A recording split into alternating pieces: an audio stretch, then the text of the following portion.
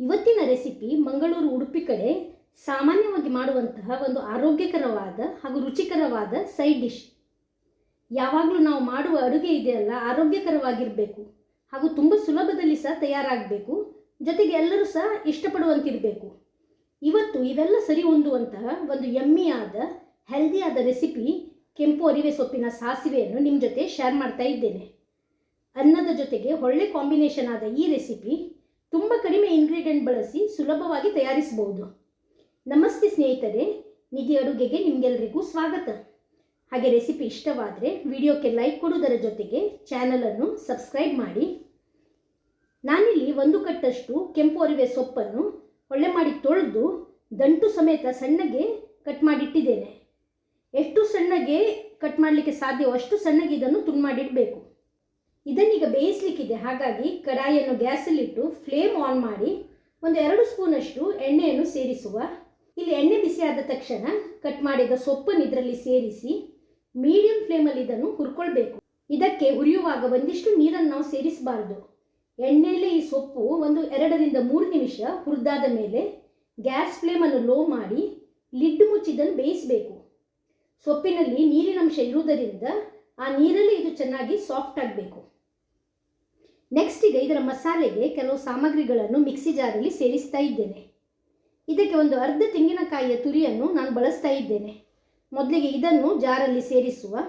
ಜೊತೆಗೆ 1 ಟೀ ಸ್ಪೂನಷ್ಟು ಸಾಸಿವೆ ಹಾಗೂ 3 ಹಸಿಮೆಣಸಿನಕಾಯಿ ಇದನ್ನು ತುಂಡು ಮಾಡಿ ಸೇರಿಸ್ತಾ ಇದ್ದೇನೆ. ಕೇವಲ 3 ಇಂಗ್ರೀಡಿಯೆಂಟ್ಸ್ ಈ ಮಸಾಲೆಗೆ ಸಾಕು. ಅಗತ್ಯಕ್ಕೆ ಬೇಕಾದಷ್ಟೇ ನೀರನ್ನು ಸೇರಿಸಿ ನುಣ್ಣಗೆ ಇದನ್ನು ಗ್ರೈಂಡ್ ಮಾಡಿಕೊಳ್ಬೇಕು. ರುಬ್ಬಿದ ಈ ಮಸಾಲೆಯನ್ನು ಇಲ್ಲಿ ಒಂದು ಪ್ಲೇಟಲ್ಲಿ ಇಟ್ಟಿದ್ದೇನೆ. ಈಗ ನೋಡಿ 5 ನಿಮಿಷ ಬಿಟ್ಟು ಲಿಡ್ಡನ್ನು ಓಪನ್ ಮಾಡುವ. ಸೊಪ್ಪು ಇದೆಯಲ್ಲ ನೋಡಿ, ಅರ್ಧ ಬೆಂದಿದೆ. ಈಗ ಇದಕ್ಕೆ ರುಚಿಗೆ ಉಪ್ಪನ್ನು ಸೇರಿಸುವ. ಬೇಕಾದರೆ 1 ಸ್ಪೂನಷ್ಟು ಬೆಲ್ಲದ ಹುಡಿಯನ್ನು ಸಹ ಸೇರಿಸ್ಬೋದು. ಉಡುಪಿ ಕಡೆ ಈ ಪಲ್ಯಕ್ಕೆ ಬೆಲ್ಲವನ್ನು ಸೇರಿಸ್ತಾರೆ. ಸಿಹಿ ಇಷ್ಟಪಡುವವರು ಬೇಕಾದರೆ ಸೇರಿಸ್ಬೋದು, ಆದರೆ ನಾನಿಲ್ಲಿ ಸೇರಿಸ್ತಾ ಇಲ್ಲ. ಪುನಃ ಇದನ್ನು ಮುಚ್ಚಿ ಇನ್ನೊಂದು 5 ನಿಮಿಷಗಳ ಕಾಲ ಬೇಯಿಸಬೇಕು. ಈಗ ನೋಡಿ 5 ನಿಮಿಷ ಬಿಟ್ಟು ಲಿಡ್ಡನ್ನು ತೆಗೆದಿದ್ದೇನೆ. ಸೊಪ್ಪು ಪೂರ್ತಿಯಾಗಿ ಬೆಂದಿದೆ. ಇದರ ದಂಟಿನ ಭಾಗ ನೋಡಿ ಒಳ್ಳೆ ಸಾಫ್ಟ್ ಆಗಿದೆ. ಇಷ್ಟಾಗುವಾಗ ಗ್ಯಾಸ್ ಫ್ಲೇಮ್ ಆಫ್ ಮಾಡಿ ಇದನ್ನು ಪಕ್ಕಕ್ಕಿಡುವ.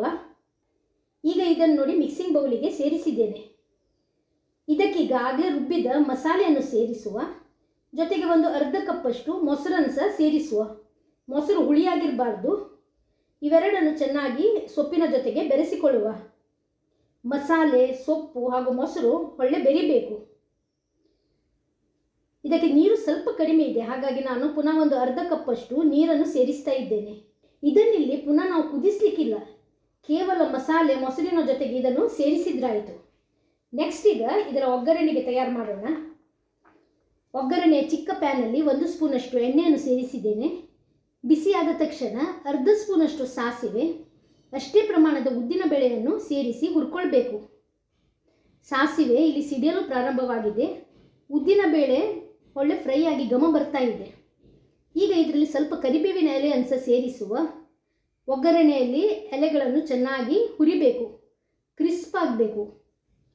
ಈಗ ತಯಾರಾದ ಈ ಒಗ್ಗರಣೆಯನ್ನು ಮಸಾಲೆ ಮಿಶ್ರಿತ ಸೊಪ್ಪಿಗೆ ಸೇರಿಸಬೇಕು. ರುಚಿಯಾದ ಅರಿವೆ ಸೊಪ್ಪಿನ ಸಾಸಿವೆ ಇಲ್ಲಿ ರೆಡಿ ಆಯಿತು. ನೋಡಿದ್ರಲ್ಲ ಎಷ್ಟು ಸುಲಭ ಅಂತ. ಅಷ್ಟೇ ಕಡಿಮೆ ಇಂಗ್ರೀಡಿಯೆಂಟ್ ಬಳಸಿ ಇದನ್ನು ತಯಾರಿಸಬಹುದು. ತುಂಬ ರುಚಿಯಾದ ಆರೋಗ್ಯಕರವಾದ ಈ ಅರಿವೆ ಸೊಪ್ಪಿನ ಸಾಸಿವೆ ಅನ್ನದ ಜೊತೆಗೆ ತುಂಬ ಚೆನ್ನಾಗಿ ಹೊಂದಿಕೊಳ್ತದೆ.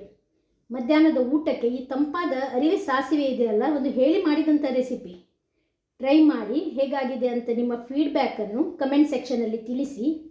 ವಿಡಿಯೋಕ್ಕೆ ಲೈಕ್ ಕೊಡುವುದರ ಜೊತೆಗೆ ಚಾನಲನ್ನು ಸಬ್ಸ್ಕ್ರೈಬ್ ಮಾಡಿ ಹಾಗೂ ಪ್ಲೀಸ್ ಶೇರ್ ಮಾಡೋದನ್ನು ಮರಿಬೇಡಿ. ಮತ್ತೊಂದು ವಿಭಿನ್ನ ರುಚಿಯ ರೆಸಿಪಿ ಜೊತೆಗೆ ಇನ್ನೊಮ್ಮೆ ಸಿಗೋಣ. ಧನ್ಯವಾದಗಳು.